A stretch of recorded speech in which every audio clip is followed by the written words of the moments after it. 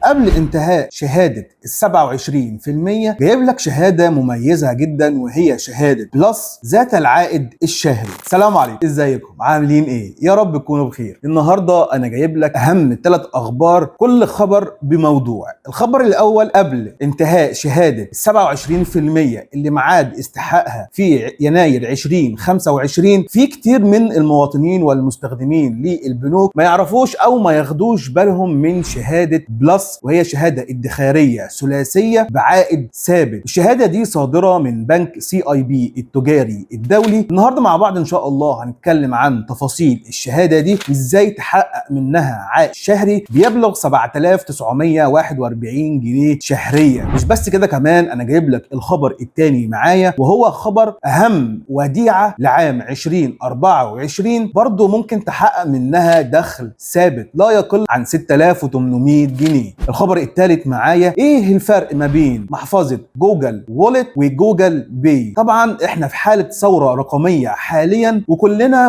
بقينا مستفيدين من الثورة الرقمية اللي بتشتغل دلوقتي، ومصر بقت بتخش في كل حاجة جديدة بتنزل عن طريق التكنولوجيا الدولية. مع بعض النهاردة هنعرف ايه الفرق ما بين المحفظة دي ومدفوعات جوجل بلاي، وهنتكلم عن اهم المميزات اللي بيميز الاتنين عن بعض. عاوز تعرف؟ تعالى وانا اقول لك. انا رامي غازي، وده اقتصاد 360. ولو اول مره بتشوفني ما تنساش بقى انك تدعمني باللايك وسبسكرايب وشير للفيديو، لان طبعا ده بيدعمنا كتير جدا ان احنا نكمل في محتوى اقوى وحصري. الخبر الاول اللي معانا، وهو ايه هي شهاده بلس ذات العائد الشهري، اللي هي الشهاده الثلاثيه. هنتكلم مع بعض النهارده عن تفاصيلها، وهندي كمان مثال بالارقام. لما نيجي نتكلم على شهاده بلس الثلاثيه المقدمه من البنك التجاري الدولي اللي هو CIB، هنلاقي ان عائد الشهاده دي بيصل ل 17.5%، والحد الادنى لربط الشهاده دي 500 الف جنيه. وتقدر كمان، ومده الشهاده دي 3 سنوات، وبيتم صرف العائد بشكل شهري، ونوع العائد ثابت طوال مده الشهاده، يعني مش متغير. المتغير هو اللي مربوط بقرار البنك المركزي المصري، ارتفع بيعلى معاه، نزل بينزل معاه. عندك كمان إمكانية استرداد الكلي أو الجزئي للشهادة دي بعد مرور 6 شهور من تاريخ شراء الشهادة، وبيتيح البنك الحصول على تسهيلات ائتمانية بنسبة تصل ل 95% من قيمة الشهادة. ولازم تعرف، لو انت بتطلع كارت مشتريات، ممكن تطلعه بضمان الشهادة دي، وبتاخد ما يقل عن 445 ألف جنيه مشتريات. وعندك كمان عائد شهري بيصل ل 7291 جنيه شهريا، كأنك بالظبط عامل مشروع وبيدر عليك ربح. طيب ازاي بقى تحصل على عائد بيتخطى ال 260 ألف جنيه من شهادة بلس؟ لو انت عميل قمت بشراء الشهادة الثلاثية ذات العائد الثابت من البنك التجاري الدولي بقيمة 500 ألف جنيه، فانت بتحصل على عائد شهري بقيمة 7291 جنيه. يعني الإجمالي العائد ده في نهاية المدة بيصل ل 262,500، بجانب كمان ال 500 ألف جنيه بتوعك بتستردهم في نهاية المدة. اما الخبر الثاني معايا، وهو خبر ايه هي اهم وديعة متواجدة في البنوك المصرية لعام 2024 بعائد. لما نيجي بقى نتكلم على الوديعة سمارت من بنك صهيب، على فكرة الوديعة دي مشهورة جدا جدا جدا في البنك ده، وعلى فكرة الريفيوهات كلها جت عن طريق البنك ده، الناس كلها بتشكر من معاملات بنك صهيب. وعلشان كده هو بيقدم وديعة اسمها سمارت لمدة 6 شهور بفايدة تصل 16.5% سنويا. عندك الفايدة هنا بتصل ل 16.5% سنويا، والوديعة مدتها 6 شهور، ودورية الصرف شهري، والحد الأدنى للوديعة دي من أول 150 ألف جنيه. لو جينا بقى اتكلمنا على مثال، لو انت هتدخر أو هتعمل وديعة ب 500 ألف جنيه اللي هي وديعة سمارت من بنك صهيب لمدة 6 شهور، انت بتحصل هنا على عائد شهري بيصل ل 16.5%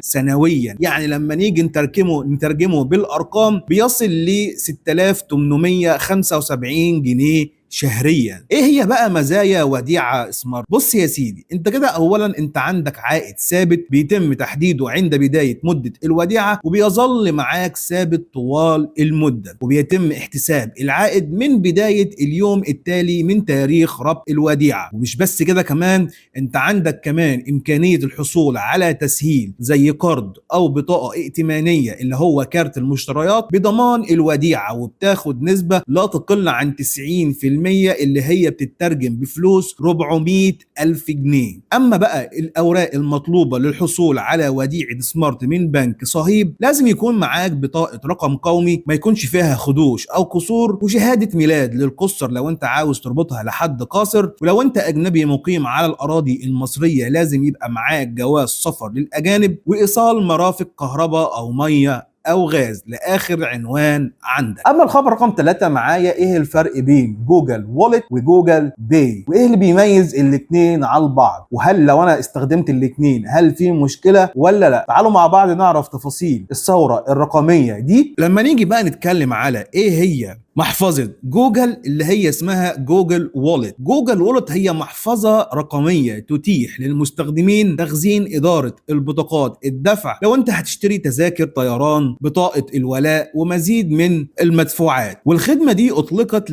من عام 2022. إيه هي بقى مزايا جوجل وولت؟ عندك بتخزن بطاقات الدفع بتاعتك البنكية، تقدر تدفع بيها تذاكر الطيران وتسجل عليها بطاقات الهوية الرقمية وغيرها. عندك كمان بتدعم خاصية ال NFC للدفع في المتاجر. طبعا مش اي تليفون محمول بيبقى عليه خاصية ال NFC، ودي خاصية انت بتربط عليها كارت المشتريات بتاعك او كارت او بطاقة البنك بتاعك اللي هي خصم المباشر، وبتقدر تدفع بيها من خلال المتاجر. اي حد عنده مكنة POS اللي هي المشتريات، بدل ما تديله الكارت بتاعك لا، انت بتحط الجهاز الموبايل بتاعك على مكنة POS وبتدفع بيها بكل اريحية. وكمان تقدر إدارة جميع الأصول الرقمية في واجهة واحدة اللي هي بتكون عندك في جوجل وولت. مش بس كده، كمان أنت من استخدامات جوجل وولت تقدر كمان ترسل وتستقبل أموال عليها بكل أريحية. يعني بمعنى أصح كده هي شبيهة بالمحافظ الإلكترونية زي بنك مصر والبنك الأهلي وغيره. طيب إيه هي بقى خدمة جوجل باي؟ بص يا سيدي، جوجل باي ده هو نظام دفع